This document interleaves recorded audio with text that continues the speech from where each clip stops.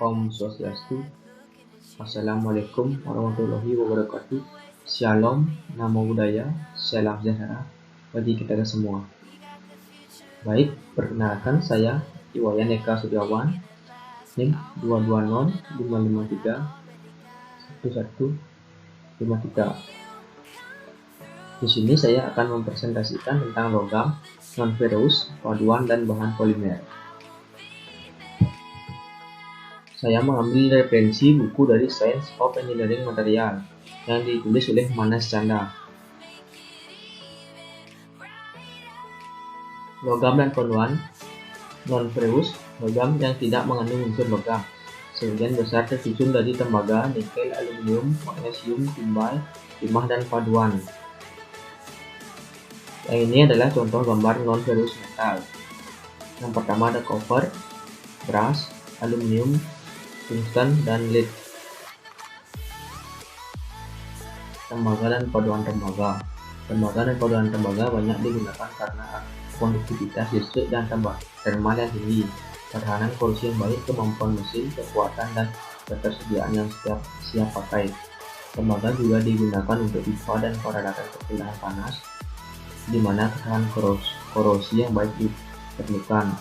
Seperti gambar yang di bawah yang saya perlihatkan, ini adalah contoh gambar tembaga. Tembaga bermurni sangat mudah ditempa dan ulet, dan terlalu lunak untuk mudah dikerjakan. Ini dikeraskan dengan penambahan elemen paduan sesuai.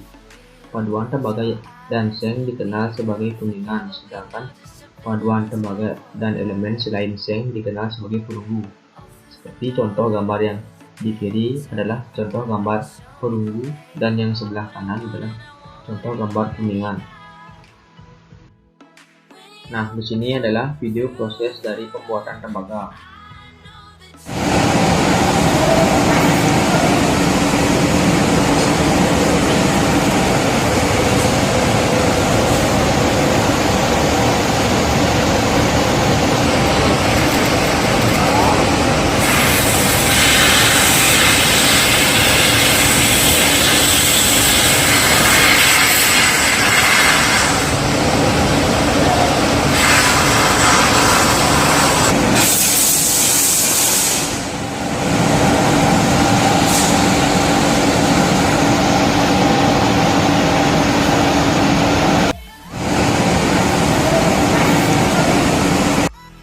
Aluminium dan paduan aluminium.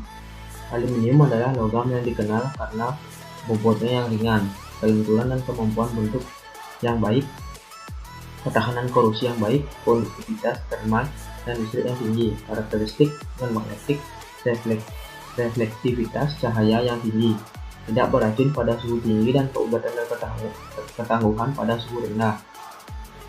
Paduan aluminium dengan demikian memiliki rasio kekuatan terhadap berat yang tinggi, dan untuk paduan aluminium tertentu rasionya lebih tinggi daripada baja kekuatan tinggi, seperti contoh gambar yang saya cantumkan di bawah. Nikel dan paduan nikel. Nikel adalah logam yang memiliki sifat mekanik yang baik, mirip dengan baja ringan, ditandai dengan ketahanan korosi yang unggul. Nikel cocok untuk aplikasi suhu rendah dan tinggi.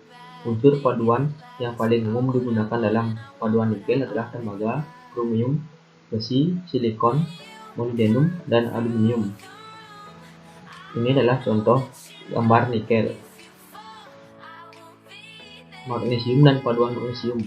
Magnesium dan paduannya untuk aplikasi teknik. Magnesium biasanya dicampur dengan aluminium atau 6-12%, seng sampai 3%, dan mangan 0,2%.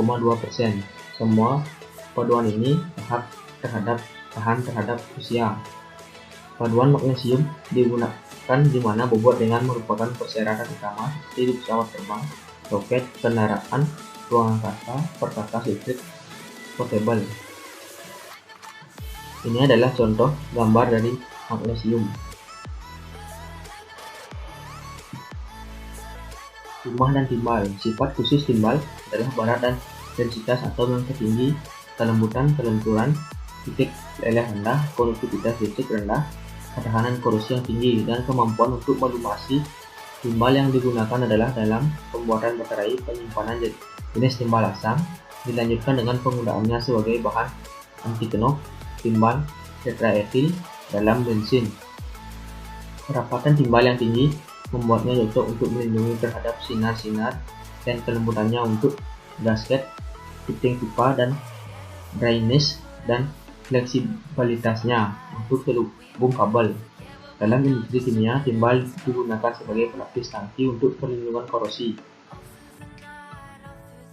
Ini adalah gambar timah dan timbal. Yang di sebelah kiri adalah gambar timah dan yang sebelah kanan adalah gambar timbal.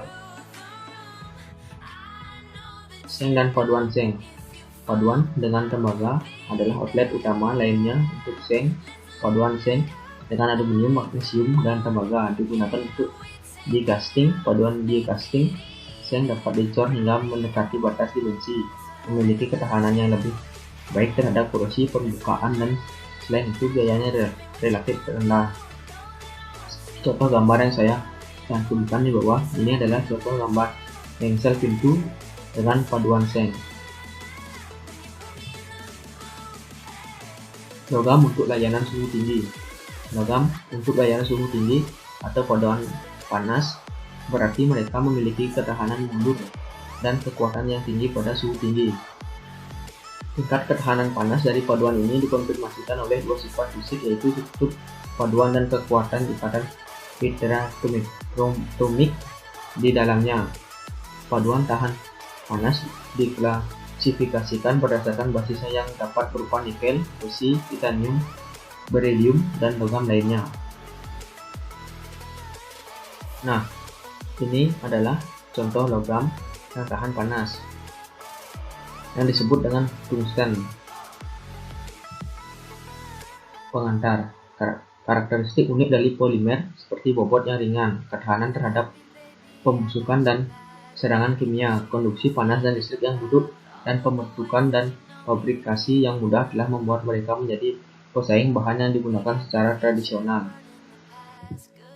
Seorang ahli kimia polimer sekarang dapat menghasilkan bahan yang cocok untuk memperbaiki jantung yang rusak atau yang cocok untuk melapisi pesawat ruang angkasa sehingga dapat menahan suhu tinggi yang disebabkan oleh gesekan saat memasuk kembali ke atmosfer bumi. Perkembangan terbaru lainnya termasuk bahan yang bahkan lebih kuat dari baja berdasarkan berat ke berat yang sangat kuat sehingga dapat menghilangkan penggunaan paku dalam konstruksi bangunan kayu. Molekul polimer. Polimer pada dasarnya adalah bahan molekul, artinya mereka terdiri dari atom-atom yang digabungkan menjadi molekul oleh ikatan kovalen, dan molekul-molekulnya disatukan oleh ikatan sekunder seperti peningkatan der Waals atau ikatan hidrogen. Ciri khas dari molekul polimer yang membedakan dari organisasi biasanya molekul adalah ukurannya. Namun polimer berasal dari poli, Yunani untuk banyak, dan meros untuk bagian. Ini adalah contoh gambar molekul polimer. Panjang molekul polimer. Sebuah molekul polimer linear pada dasarnya terdiri dari tulang belakang, panjang atom, bergabung dengan ikatan kovalen. Seperti contoh yang saya cantumkan di bawah, ini adalah contoh gambar panjang molekul polimer. Baik, sekian presentasi dari saya. Mohon maaf apabila ada kesalahan kata dari saya. Akhir dari presentasi ini saya tutup dengan Parma Santi. Om Santi Santi.